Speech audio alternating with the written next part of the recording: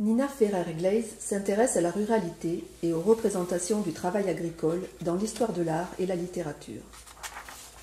Issue d'une famille d'agriculteurs ardéchois, elle fait de la ferme de son oncle Jean-Louis, éleveur laitier, le sujet de sa thèse de doctorat.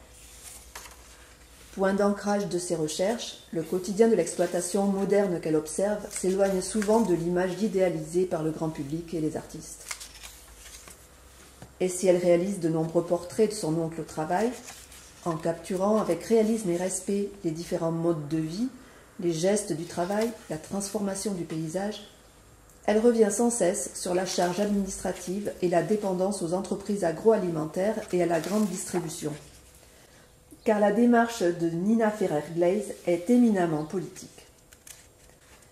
Si le titre de cette thèse, qui deviendra par la suite une exposition et un livre d'artiste, énonce « L'agriculture comme l'écriture », c'est qu'elle prend l'écriture comme moyen d'expression, certes, mais aussi comme lieu de domination historique. Déjà, en 1955, dans son fameux ouvrage « Triste tropique »,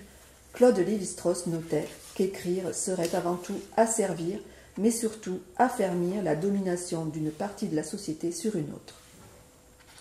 Au cours d'une longue réflexion, et à travers quelques figures incontournables comme celles de Jean-François Millet ou de Georges Sand dans un premier temps, de Pierre Rivière ou de Félix Arnoudin par la suite, Nina Ferrer-Glaise va décrire les longues étapes de réappropriation de cet outil de domination, qu'est l'écriture, par les dominés eux-mêmes. Mais surtout, et c'est là toute la pertinence de son regard, elle va révéler comment, à travers son propre corps, à travers les traces et les empreintes que le paysan ou l'agriculteur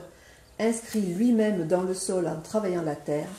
celui-ci est l'auteur d'une écriture singulière, tout à fait originale, qui le raconte à la première personne.